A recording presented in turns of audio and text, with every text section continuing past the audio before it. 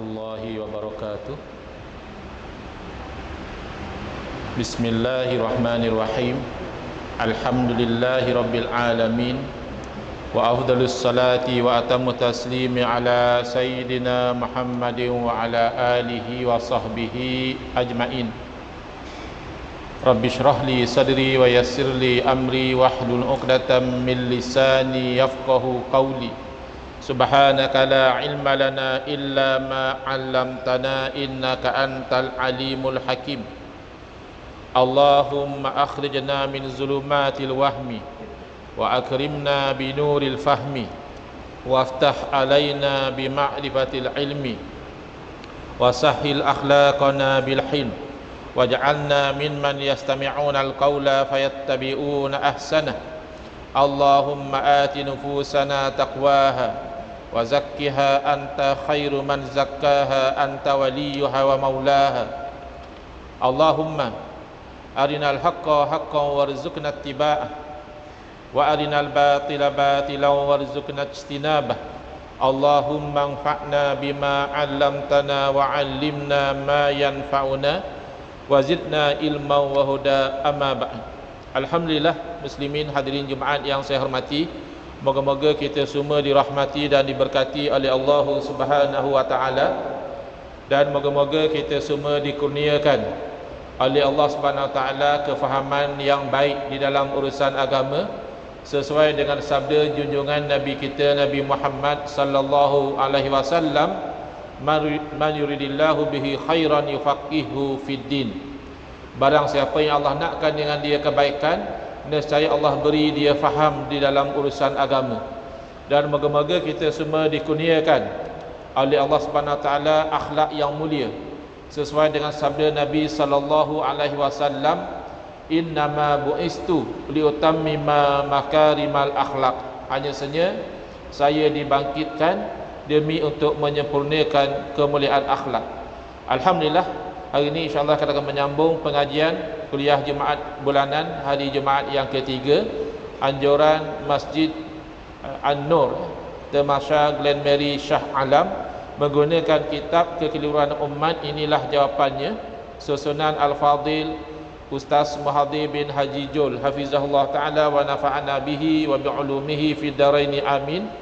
Kita sampai ke muka surat 52, membincangkan isu pengurangan atau penambahan pada ibadah. Soalan, bolehkah mengurang atau menambahkan sesuatu pada ibadah yang dilakukan? Ini isu yang akan dibincangkan bertitik tolak daripada bab yang ketiga. Ustaz Muhadhir menerangkan dua bentuk ibadah yang datang daripada Rasulullah sallallahu alaihi wasallam, yang mana kalau gagal difahami, seseorang itu boleh jadi akan membuat bid'ah yang sayyi'ah, perkara baharu yang buruk, yang tercela, yang berdosa dalam agama. Satu kemungkinan, satu risiko.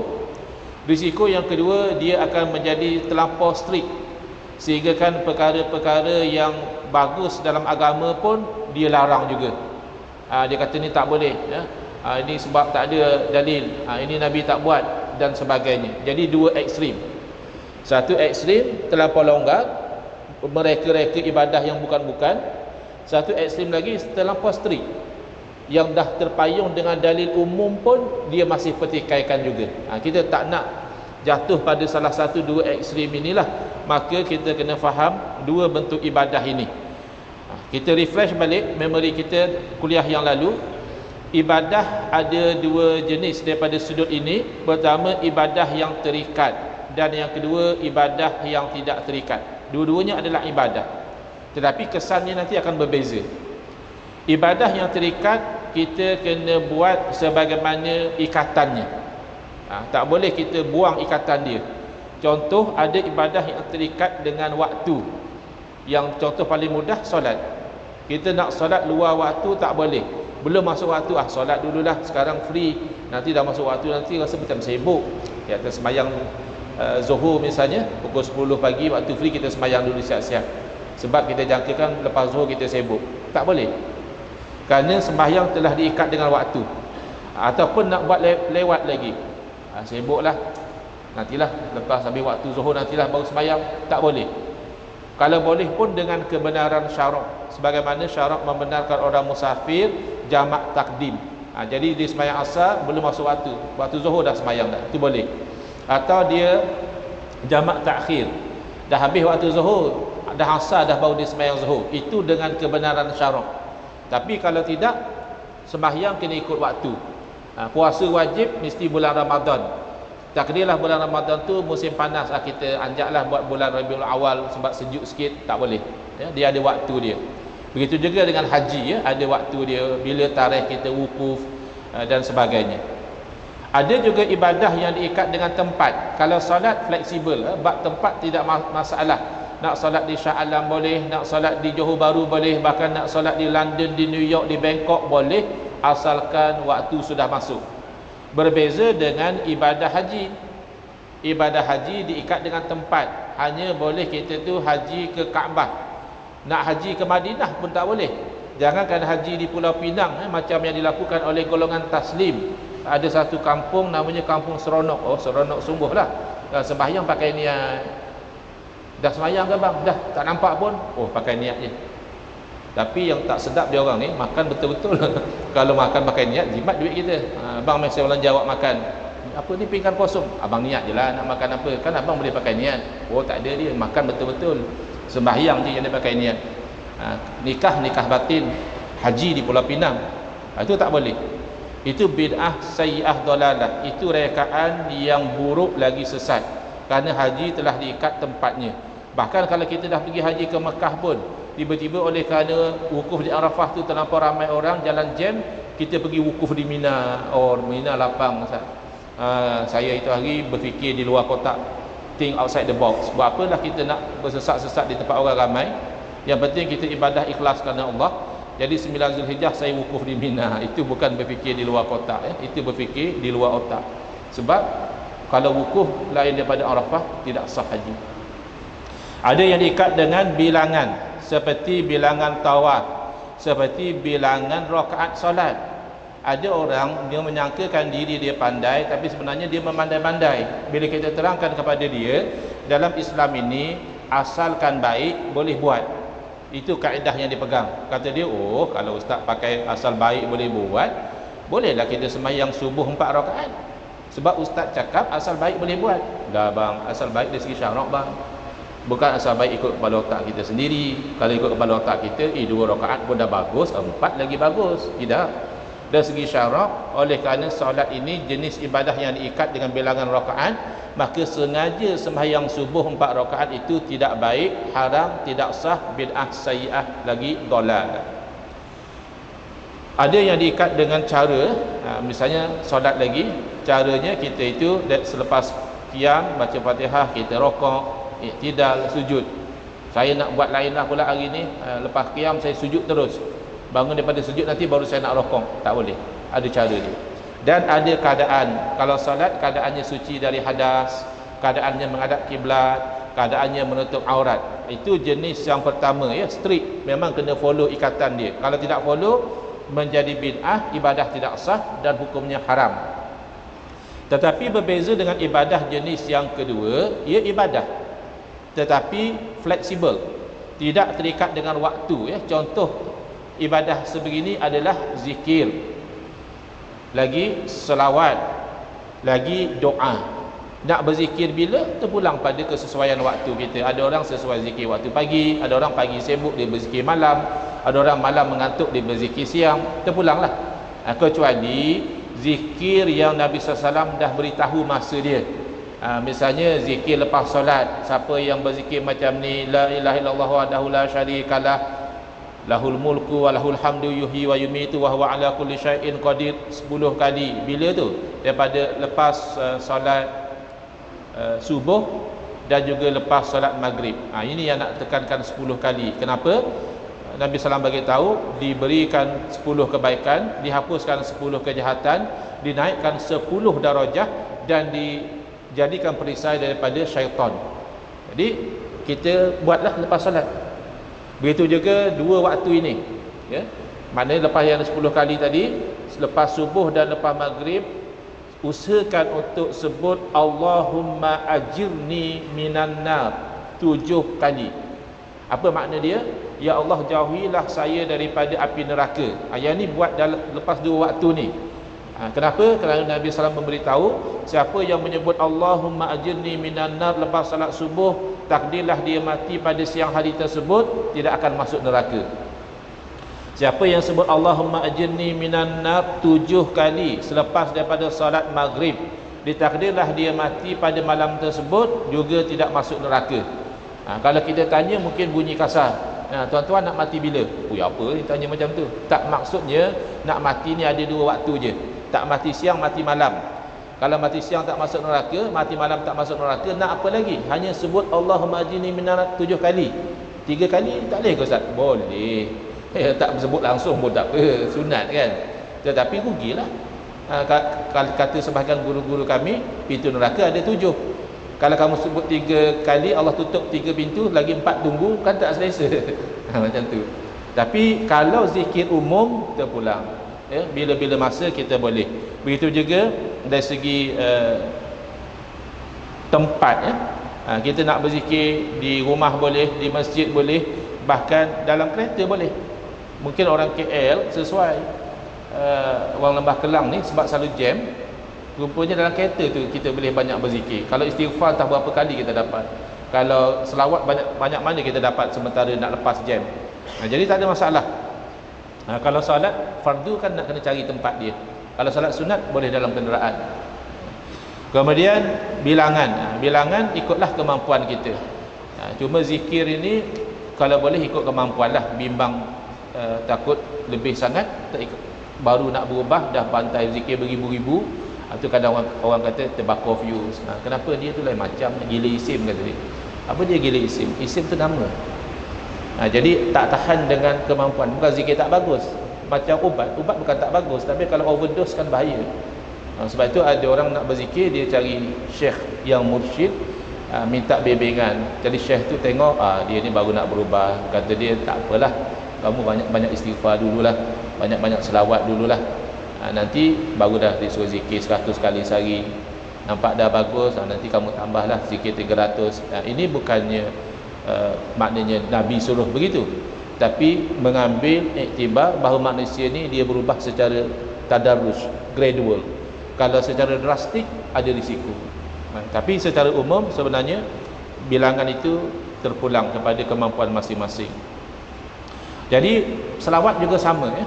Tak betul kalau orang pertikaikan selawat selang tarawih. Kerana kata dia Nabi tak buat, tak ada dalil. Tak perlu. Kerana selawat dalil umum. Ya, nanti tak percaya, tunggu khutbah kedua, insya-Allah khatib tidak akan meninggalkan membaca dalil selawat.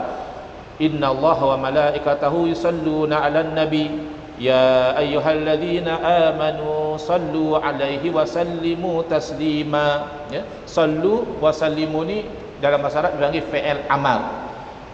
Diperintahkan kita. Bahkan ini perintah yang paling istimewa dari segi sebutan. Kita disuruh solat, kita disuruh haji, kita disuruh puasa. Tidak ada perintah yang Allah mulakan dengan Allah dan malaikat dulu.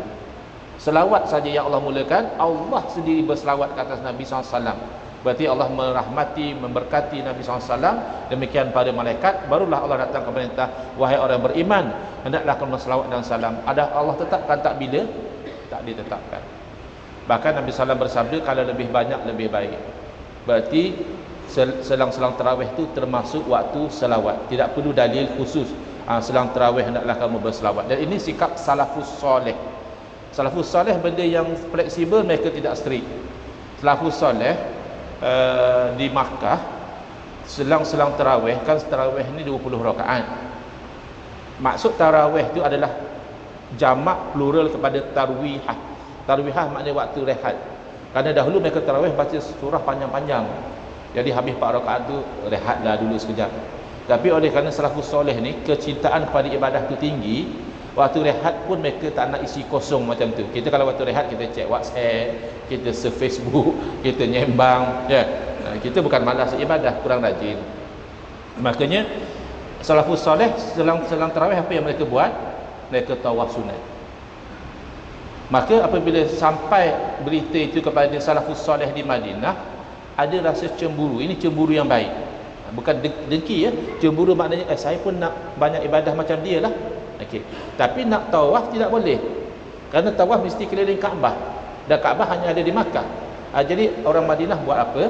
Sementara mereka tunggu tarawih didirikan, mereka akan melaksanakan solat sunat 4 rakaat. Yang ringan-ringan lah ya, 4 rakaat. Jadi ada 4 kali break, 4 rakaat berarti 16 kali, 16 rakaat. Sebab itu ada satu pandangan dalam mazhab Imam Malik mengatakan solat tarawih 36 rakaat. Kerana Imam Malik adalah satu mazhab yang berpegang dengan amal ahli Madinah. Amalan ahli Madinah pada masa itu dianggap oleh Imam Malik sebagai sumber hukum. Apa logik dia? Logik Imam Malik adalah orang Madinah pada masa itu kalau mereka beramal, pastilah mereka itu mengambil daripada generasi sebelumnya, daripada Nabi sallallahu alaihi wasallam. Makna riwayat dengan perbuatan, kata Imam Malik. Tapi itu tidak diterimalah oleh mazhab lain.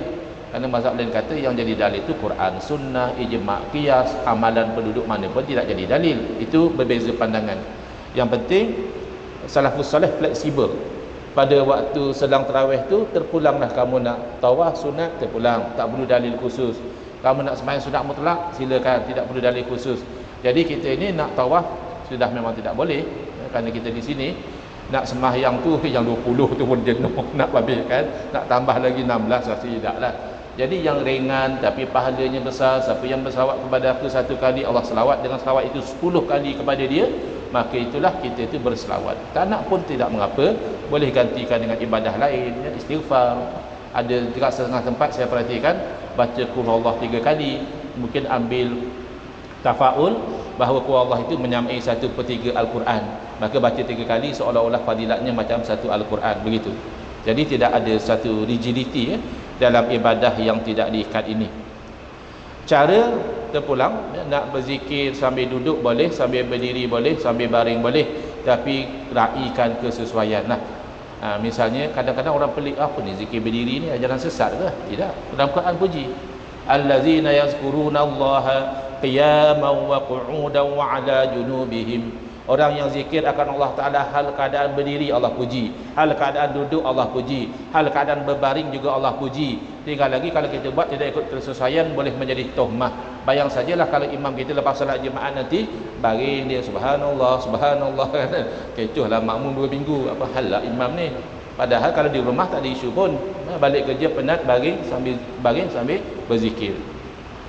Tetapi ini soalan dia. Bolehkah mengurangkan atau menambahkan sesuatu pada ibadah? Jawapan ada perincian. Bukan boleh begitu saja atau tak boleh begitu saja, tidak. Ada keadaan boleh, ada keadaan haram. Baik. Hendaklah dilihat dalam beberapa segi. Kalau pengurangan tidak boleh. Kerana kurang tu maknanya syarak dah tetapkan. Puasa misalnya sebulan bulan Ramadan, kita nak puasa half saja, tak boleh. Kalau syarak tidak tetapkan, tidak timbullah isu pengurangan. Pengurangan ni kalau ada penetapan. Kalau tidak ada penetapan, orang tidak panggil kurang. Betul kan? Nah, tapi kalau pengurangan berarti syarak telah tetapkan sesuatu bilangan, kita kurangkan, tidak boleh. Contoh, kita nak rakaat zuhur jadi 3 saja, ataupun puasa jadi separuh bulan saja, atau tawaf kita nak tawaf 3 kali saja, atau jamrah kita nak lontar 1 jamrah saja, tidak mahu lontar 3-3. Ataupun rukun solat, kita tak payah rokok lah hari ni, cepat sikit ya. Kita terus sujud senang, laju nak masuk kerja pun cepat sikit, tak boleh. Yang namanya mengurangkan lain daripada yang telah ditetapkan, hukumnya haram dan ibadah menjadi tidak sah. Adapun penambahan itu kena bagi kepada 2 jenis ya. Ada penambahan dalam ibadah internal, ada penambahan ke atas ibadah. Ibadah tu dah komplit tapi kita tambah lagi eksternal ya. Jadi addition ni ada 2 jenis, satu internal dalam ibadah tu sendiri ditambah, satu lagi eksternal. Kalau yang internal dilarang sama sekali. Contohnya apa? Kita pergi tambah rokok dan sujud. Tak puas pula rasa rokok sekali. Lepas iktidal tu rokok lagi sekali. Bukan ada ke ustaz? Itu lain. Itu solat sunat gerhana. Solat gerhana memang solat rokok, iktidal, nanti rokok lagi. Tapi kalau yang solat biasa tak boleh. Nak tambah sampai jadi 4 rakaat tadi, subuh 4 rakaat tak boleh. Zuhur buat 8 tak boleh. Ataupun menambah bilangan tawaf dan sebagainya. Kecuali kalau tawaf sunat itu lain. Tawaf yang tu 7 kali saja round dia. Sementara penambahan yang eksternal, yang ibadah dah komplit tapi kita buat ibadah yang tambahan, terbahagi dua. Ada yang dilarang juga, tak boleh juga. Contohnya buat solat sunat selepas daripada subuh dan asar. Ini ayat yang tercetak tapi kurang jelas. Bukan makna lepas subuh tak boleh sembahyang sunat, bukan makna lepas asar tak boleh sembahyang sunat, bukan. Maksud Ustaz Mahathir adalah lepas kita dah selesai solat fardu subuh, lepas kita dah selesai solat fardu asar, kita nak buat solat sunat, boleh atau tidak? Dilarang. Tak boleh. Kerana itu waktu ada nas yang melarang. Waktu dipanggil waktu karahat. Habis saya nampak ada juga orang buat husnuzan kita dengan dia adalah dia buat solat qabliyah yang dia tak sempat buat tadi. Kerana waktu solat sunat qabliyah ni bermula daripada masuk waktu sampai habis waktu. Jadi qabliyah, ideally qabli itu maknanya sebelum, kita buat sebelum lah. Sebelum solat fardu subuh kita sembahyang dulu sunat dia. Lepas solat subuh tidak ada sunat lagi. Tapi hamba Allah ni lambat, sampai masjid orang dah solat lah. Oh, yang tadi dibuat lepas solat. Itu husnuzan kita kepada orang yang buat solat selepas subuh. Tapi kalau dia kata tak ada, saya saja solat sunat mutlak, kena bagi tahulah. Lepas subuh dilarang, lepas solat asar juga dilarang. Kecuali solat sunat yang bersebab sebelum. Seperti dia dah sembahyang asar, tapi dia nak sembahyang maghrib tu dia datang masjid awal. Dia masuk masjid, itu sebab. Untuk apa? Untuk tahiyatul masjid. Untuk solat sunat tahiyah, memuliakan masjid. Oleh kerana sebab datang dahulu, maka dibenarkan. Tapi kalau sebab yang kemudian saja nak buat solat orang nak minta istikharah, nak kahwin dengan siapa, ada 2 calon, jangan buat lepas asar, jangan buat lepas solat subuh, kerana itu sebab yang kemudian. Yang diberi pengecualian tadi sebab yang dahulu. Baik. Jadi itu yang tak boleh ya. Adapun yang penambahan yang eksternal yang dibolehkan, misalnya membanyakkan zikir atau doa melebihi yang maksur yang datang terus daripada Nabi SAW. Antara yang maksur daripada Nabi SAW, istighfar 3 kali ya, lepas solat jangan tinggalkan. Lepas solat pula istighfar, patut lepas bermaksiat lah istighfar. Solat kan ibadah, pahala pula nak istighfar lepas buat ibadah. Ya, ibadah. Pastikah ibadah kita itu sempurna? Mungkin ada kurang sana sini, ada mungkin bahkan tertinggal rukun, ya, mungkin ada ini tak khusyuk. Jadi ada dosa zahir, ada dosa batin, maka kita istighfar. Moga-moga dengan istighfar kita itu, walaupun ibadah kita tidak sempurna, tapi dengan rahmat Allah, Allah mengampunkan dan memaafkan.